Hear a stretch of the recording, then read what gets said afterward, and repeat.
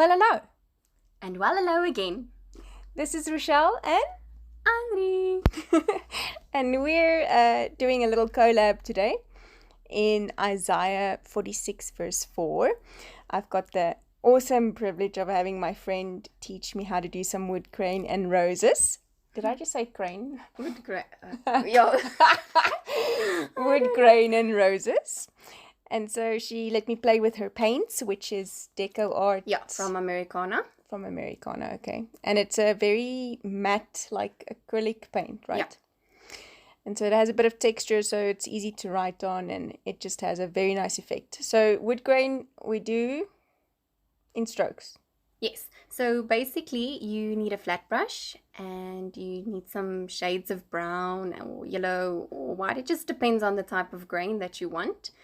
And then you literally put a little bit of paint on your brush and you just layer it, like it's just layers of strokes. And then you take your brush and you dip it in different colors and then you just layer it. You don't even clean it. You'll see while we do it, there's no cleaning of the brush. It's just dipping, painting, dipping, painting.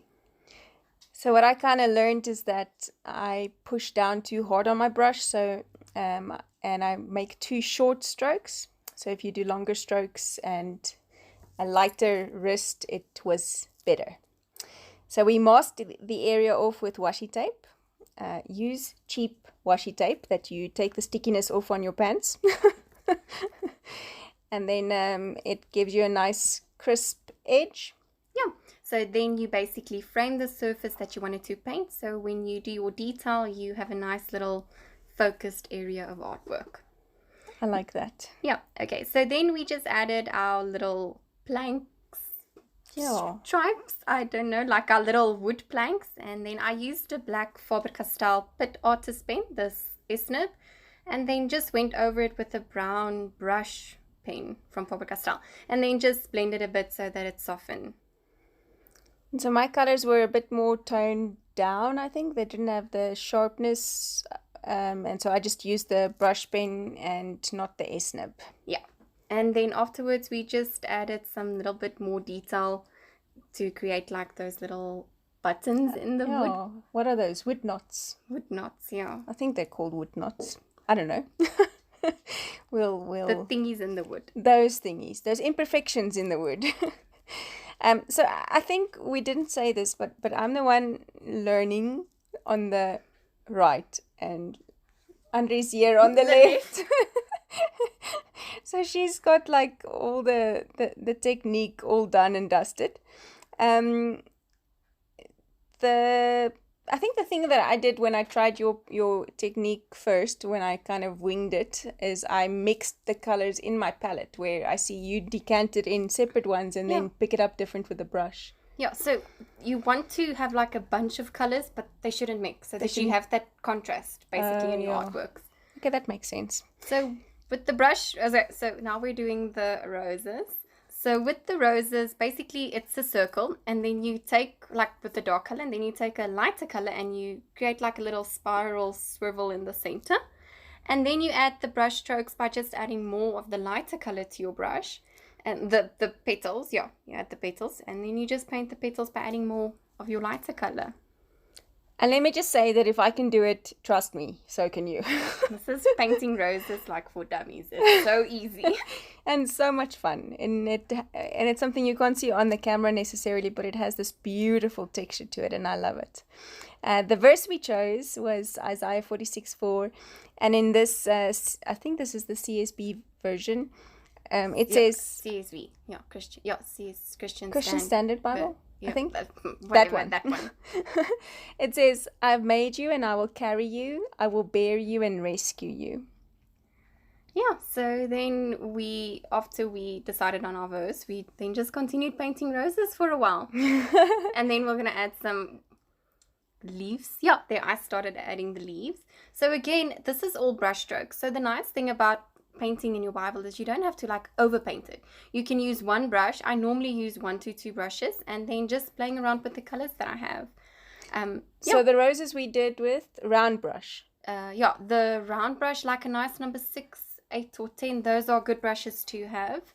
And then the grain we did just with a flat Yeah. flat brush. These are not like super expensive brushes. They're Faber-Castell, but in a It's cost-effective it's like version. the craft range brushes. It's brushes that we all have that we just use for either flat painting or playing around. Awesome. So I'm battling with the leaves, and it's because I push down too hard. Little silly, but yeah, I push down too hard. I start too far, and and my strokes aren't long enough, right? So they look like little bubble keys. I don't know. It's weird, but it's fine because leaves aren't perfect. Some of them get eaten by butterflies or whatever, and then you have an odd shaped leaf. So it's cool. The less perfect it is, the more natural it is. True. And then leaves are just a nice way to also just fill up your space or your page. If you've got like a lot of negative space, you can always just add like a little leaf to balance it out, or to just fill a space by not adding like intense artwork. And then Andre just flipped the brush around to use the back end of the brush to make some dots using that same lighter color. Yeah, so that's like just your little thingies to just complete it. There's no I don't think there's little. It's like jip. You know, jip is the white. The thing you add in a bouquet to make it just full. To fill it, yeah. Fill it up. Anyways. And then with the lettering, Andre, what would your advice be, I think? So with lettering, for me, I'm not very good at brush lettering. I do faux brush lettering. So for me, get a good quality pen. One like the Faber-Castell Pit Artist pen, the S-Nib. It's a nice size to do fine detail and to do like your coloring with. So I basically just have one pen that's my go-to pen. And then, then I would say like play around with it. Like play around with different styles. You can't have too much creative lettering in one verse.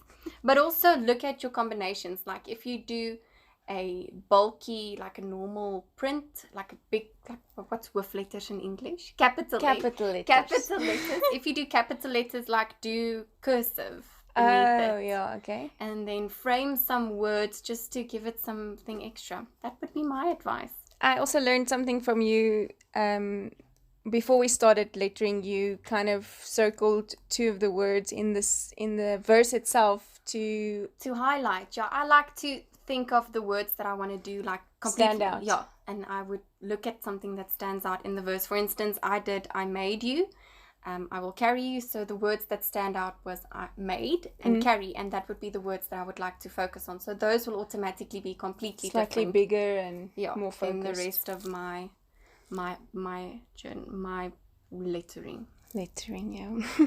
So I did take the brush letter pen. I'm learning, and I find that practice helps. So the more I practice, and every chance I get to practice is great. And so I did the made and carry in with the brush nib. Yeah. So if I faux calligraphy it, what do I do? So basically you would write out your word in a cursive font, and then you would select the downstroke and you would make that one a bit fatter. But you need to only make it fat in the center, and the ends must look like a banana, for instance. Okay. So that it's not a solid stop line of thick and thin. It should go from thin to thick, exactly like you would do with your brush nib. Yeah. Press hard down, lift up, top. Okay. Let's quickly talk about brush shells. I like there. We don't have time. We really don't have time. Let's just say that mermaid markers they're evil. They're evil. They bleed through any page, every page. And they stain your your brush, aqua brush.